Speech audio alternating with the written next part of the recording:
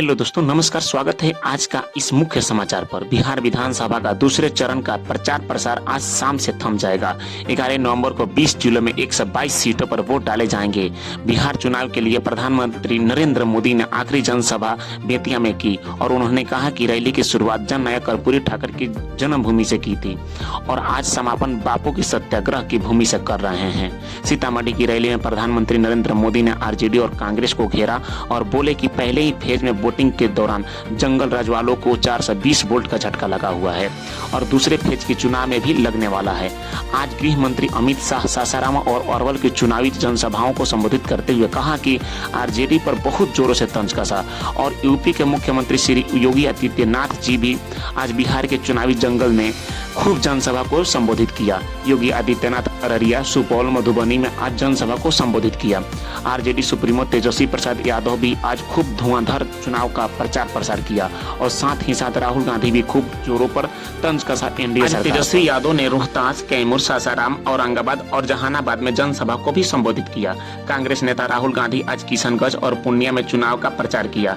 बेतिया की रैली में प्रधानमंत्री मोदी ने बिहार में एनडीए सरकार और नीतीश कुमार के नेतृत्व में सरकार बनाने का भी दावा कर चुके हैं। उन्होंने बोला कि आज से मैं अपनी जनसभाओं को भी संबोधित करते हुए खत्म कर रहा हूं और पटना उस दिन आऊंगा जिस दिन नीतीश कुमार के मुख्यमंत्री पद की समारोह हो।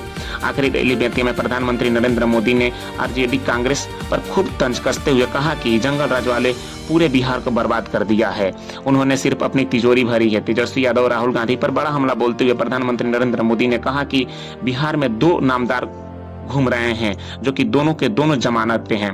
प्रधानमंत्री बोले कि आप लोग बिहार की जनता हैं, आप लोग तय करेंगे कि कट्टा बंदूक वाली सरकार चाहिए या फिर आपके बच्चों के हाथ में कलम किताब देने वाली सरकार चाहिए।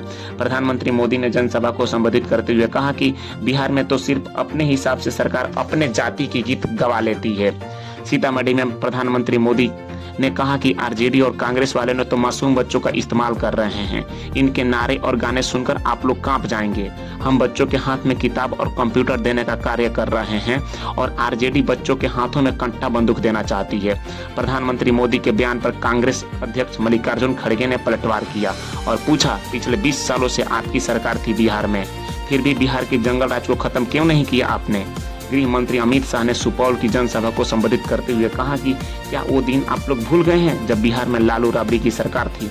कहा कि दिन दहाड़े लूटपाट, मारपीट, हत्या, यहाँ तक कि आईपीएस की पत्नी तक को ये लोग नहीं छोड़े। लूटपाट, अपहरण की ये लोग कंपनियां चलाते थे। अमित शाह ने कहा कि वोट बैंक के डर से सीतामढ़ी में माता सीता का मंदिर नहीं बना पाई ये लोग। हम उस वोट बैंक से नहीं डरते हैं। कैमूर की रैली में रक्षा मंत्री राजनाथ सिंह ने भी अपनी बात बिहार के संदर्भ में रखा। कहा कि बिहार में कट्टा बंदूक नहीं बल्कि उत्तर प्रदेश के जैसा तोपे बनेंगी। आरजेडी नेता तेजस्वी यादव ने 3 जगहों पर रैली को संबोधित करते हुए कहा, गया में व्यवस्था के लिए जनता सड़कों पर उतर चुकी है। नवादा में तेजस्वी यादव ने कहा कि बिहार की जनता बिहार की सरकार खुद 2025 में बदलना चाहती है। जमुई की रैली में कहा कि बदलाव की ज्वाला हर बिहारी के दिल में जल चुकी है। प्रियंका गांधी ने भी बिहार का विधानसभा चुनाव में उतर चुकी है। कांग्रेस सांसद प्रियंका गांधी ने भरी जनसभा को संबोधित करते हुए कटिहार में कहा कि हम लोग ऐसे लोग हैं जो महात्मा गांधी की विचारधारा की लड़ाई लड़ रहे हैं। आमतौर पर देश भर में जब ज्यादा वोटिंग होती है तो ये माना जाता है कि सत्ता विरोधी लहर है। कहा जाता है कि जनता जब खुद बदलाव चाहती है तो वो घर से बाहर निकलती है। जब गुस्सा बहुत बड़ा होता है तो ईवीएम का बटन बहुत ज्यादा जोरों से दबता है। कई बार ऐसा भी हुआ है कि बम्पर वोटिंग के बावजूद भी सरकारें नहीं बदलती है। कई बार ऐसा भी हुआ है कि बम्पर वोटिंग सरकार की सत्ता को बदलकर उलट पलट कर देती है। इस बार बिहार में तस्वीर और ज्यादा जटिल है क्योंकि हर तरफ नीतीश कुमार की महिला केंद्रित कल्याण राजनीति है तो दूसरी तरफ तेजस्वी यादव की हर घर नौकरी देने वाली राजनीति और बीच में वो नया बिहार जो भाजपा सरकार या फिर तेजस्वी सरकार दिखाना चाह रही है। 65% पहले चरण में का मतदान आंकड़ा नहीं बल्कि बिहार का जनता का मूड है। एक ऐसा मूड जो नीतीश कुमार के लिए सुनहरा अध्याय लिखेगा या फिर तेजस्वी यादव के लिए पहला बड़ा पन्ना खोलेगा।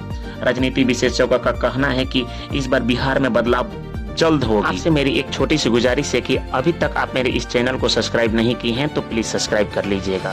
सब्सक्राइब कर लीजिएगा तो अच्छा ही होगा। बिना दाएं बाएं किए तथा बिना भेदभाव किए अच्छी खबरें मेरे इस चैनल से मिलती रहेगी। Thank you.